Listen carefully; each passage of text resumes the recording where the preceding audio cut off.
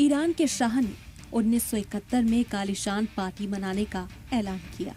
इस पार्टी में दुनिया के 61 ममालिक के चीफ मौजूद रहे। उस वक्त इस आलीशान पार्टी का खर्च करीब 100 मिलियन आया। दावत का खाना पेरिस से मंगवाया गया था।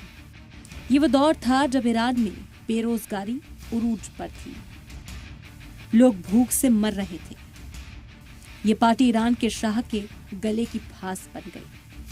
1971 की इस आलीशान पार्टी से पैदा किए असंतोष इतना बढ़ा कि 1979 में इस्लामी इनकलाब में तब्दील हो गया और इनकलाब के हीरो बने आयतुल्लाह अली खुमैनी। यही इनकलाब अमेरिकी दुश्मनी की सबसे बड़ी वजह बनी। 1953 में चुनी हुई मोहम्मद मुसद्दिक की सरकार का तख्ता पलटकर अमेरिका ने रजा पहलवी को ईरान की कमान सौंप दी। ईरान में हुए इनकलाब का खौफ अमेरिका ने सद्दाम हुसैन को भी दिखाया। समझने वाली बात यह है कि इराक शिया अक्सरियत था। खुमैनी के मानने वाले बड़े उलमा इराक में मौजूद थे। उनके एक इशारे पर कुछ भी हो सकता था, लेकिन ऐसा कुछ होता, सद्दाम ने घबराकर ईरान पर हमला कर दिया। ईरान और इराक के बीच 8 साल तक जंग चली। इसमें तकरीबन 5 लाख ईरानी और इराकी आर्मी मारे गए। इस जंग में अमेरिका सद्दाम हुसैन के साथ था। यहां तक कि सोवियत यूनियन ने भी सद्दाम हुसैन की मदद की थी। अगले कुछ साल में अमेरिका और ईरान के रिश्तों में कड़वाहट कुछ कम होती दिखी। बराक ओबामा ने इसके लिए 2015 में joint comprehensive plan of action बनाया, लेकिन ट्रंप ने इख्तियार में आते ही एक तरफा फैसला लेते हुए इस समझौते को रद्द कर दिया।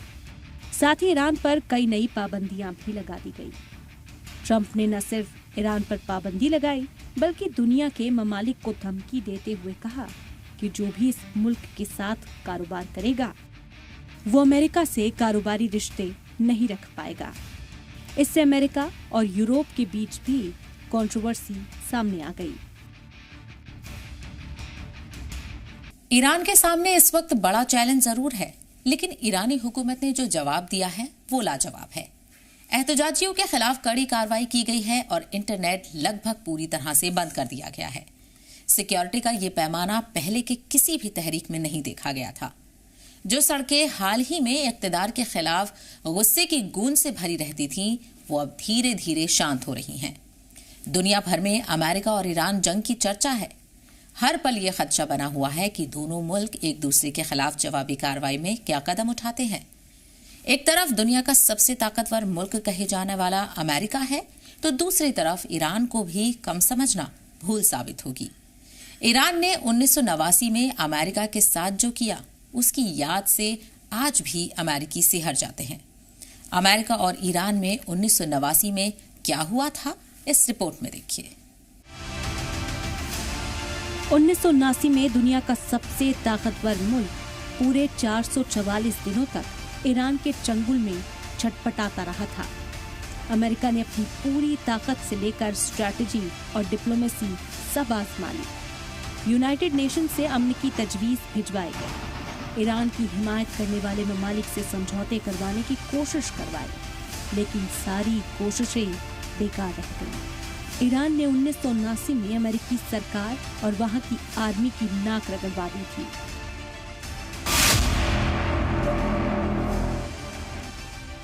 4 नवंबर 1979 को ईरान में इनकलाबियों ने तेहरान की अमेरिकी एम्बेसी पर धावा बोल दिया और वहां के करीब 98 अफसरान मुलाजमीन को बंधक बना लिया। इनकलाबियों ने इसके दूसरे दिन यानी 5 नवंबर 1979 को ब्रिटेन एम्बेसी को भी अपने कब्जे में दे दिया। हालांकि बाद में उन्होंने ब्रिटिश एम्बेसी को खाली कर दिया। 4 नवंबर 1979 से ईरान में शुरू हुआ हॉस्टेज क्राइसिस पूरे 444 दिनों तक चला। इस दौरान अमेरिका में इख्तियार तब्दील तक हो गई। तारीख में ये अब तक का सबसे बड़ा हॉस्टेज क्राइसिस था।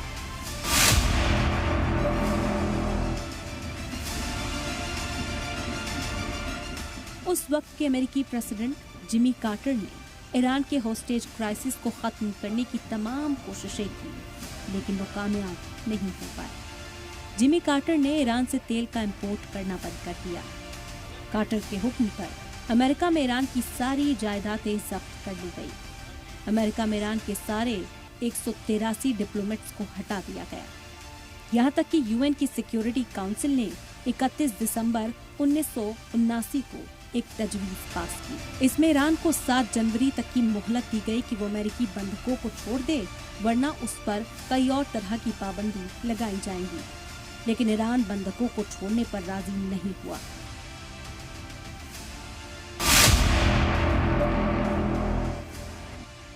ईरान सिर्फ अमेरिका को तड़पते हुए देखना चाहता था। हालांकि उसने थोड़ी रहमदिली भी दिखाई। इस दौरान कुछ बंधकों को रिहा भी किया गया। पहली बार 15 नवंबर 1979 को एक इटालियन कुक को रिहा किया गया।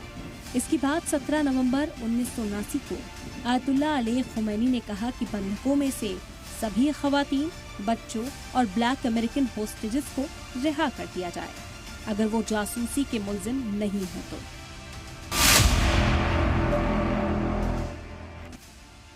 होस्टेज क्राइसिस खत्म करने के लिए अमेरिका ने तमाम तरह की कोशिशें की। ईरान के डिप्लोमेट्स को मुल्क से निकाल दिया। ईरान पर माशी समेत कई तरह की पाबंदियां लगा दी। अप्रैल 1980 तक जिमी कार्टर की सरकार पूरी तरह से मायूस हो चुकी थी। आखिर में अमेरिकी प्रेसिडेंट जिमी कार्टर ने एक रिस्की रेस्क्यू ऑपरेशन की प्लानिंग की। अमेरिकी आर्मी ने इसे ऑपरेशन ईगल क्लॉ का नाम दिया।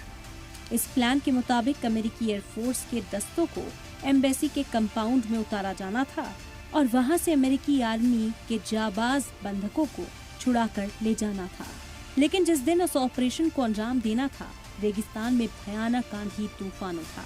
इसकी चपेट में आकर अमेरिका के कई तैयारों में तकनीकी गड़बड़ी आ गई। एक बहुत बड़ा transport plane C-130 take off करते ही क्रैश हो गया। इस हादसे में 8 अमेरिकी आर्मी ऑफिसर्स मारे गए। जिमी कार्टर को ऑपरेशन ईगल क्लॉ को कैंसिल करना पड़ा।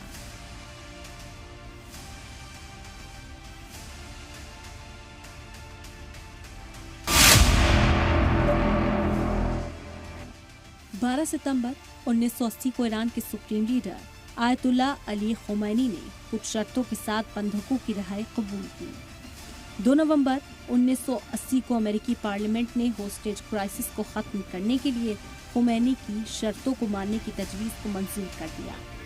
इसके अगले दिन आयतुल्लाह खुमैनी ने इनकलाबियों से अमेरिकी बंधकों को ईरान की सरकार को सौंपने की अपील की। अमेरिका ने इसे बड़ी कामयाबी माना।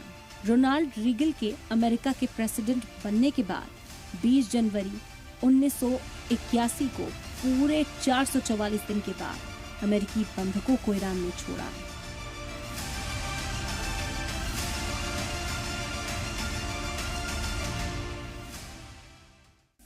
अमेरिकी प्रेसिडेंट ट्रंप ईरान में एहतजाज को लेकर लगातार ईरान पर दबाव बनाने की नाकाम कोशिश में है। उन्होंने एहतजाजियों के खिलाफ कार्रवाई को लेकर ईरान को मिलिट्री एक्शन की धमकी तक दे डाली। ट्रंप की ये धमकियां वेनेजुएला पर अमेरिकी हमले के बाद बढ़ गई हैं, जिसमें प्रेसिडेंट निकोलस मादुरो को उनकी बीवी समेत पकड़कर अमेरिका लाया गया था। हालांकि ट्रंप की लगातार धमकियों के बावजूद ईरान एहतजाजियों के खिलाफ अपने मुताबिक एक्शन ले रहा है। ऐसे में सवाल उठता है कि डोनाल्ड ट्रंप आखिर ईरान के खिलाफ आर्मी कार्रवाई क्यों नहीं कर रहे हैं।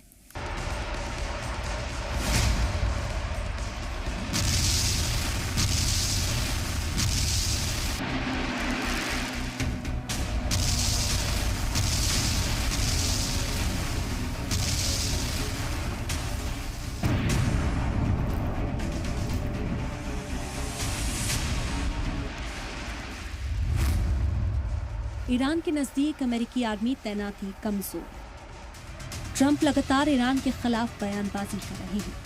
हालांकि पेंटागन ने अभी तक ईरान के करीब कोई भी एयरक्राफ्ट कैरियर तैनात नहीं किया, जैसे कि वेनेजुएला के मामले में देखा गया था। पिछले साल इजराइल के साथ 12 दिनों की जंग के दौरान अमेरिका ने ईरान की घेराबंदी की थी और कम से कम 2 एयरक्राफ्ट कैरियर्स, 1 लाख आर्मी और एम्फीबियस असॉल्ट ग्रुप को भी तैनात किया था। हालांकि इतनी भारी भरकम तैनाती के बावजूद अमेरिका ने सिर्फ स्टील्थ बमबारों के जरिए हवाई हमला किया था और उसे भी सीधे अमेरिका की जमीन से अंजाम दिया गया था।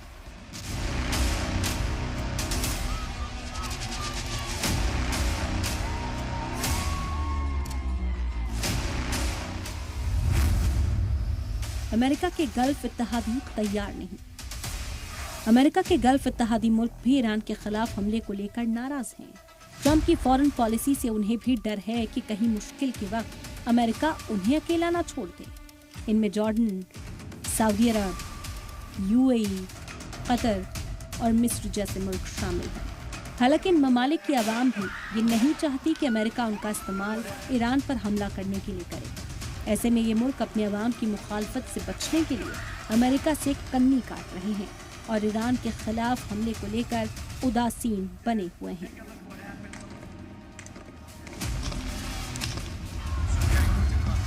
अमेरिकी हमले का उल्टा असर। एक्सपर्ट्स का मानना है कि अगर अमेरिका ईरान पर हमला करता है तो इसका उल्टा असर होगा।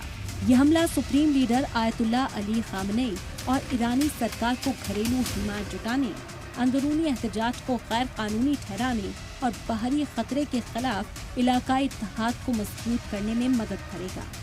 ऐसे में अमेरिका को इस हमले का अंजाम भुगतना होगा और ईरान में तख्ता पलट की उम्मीदें पूरी तरह से टूट जाएंगी। लॉजिस्टिक्स की परेशानी। ईरान के आसपास के इलाकों में पिछले कुछ महीनों में अमेरिकी फौजियों की तादाद में कमी आई है। इससे ट्रंप के लिए फौजी ऑप्शंस और कम हो गए। अगर अमेरिका अभी से फौजी तैनाती बढ़ाने का फैसला करता है तो उसे हफ्ते 2 हफ्ते का वक्त लग सकता है।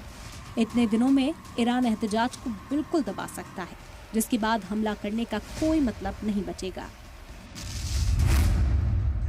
अमेरिका को सहना होगा पलटवार।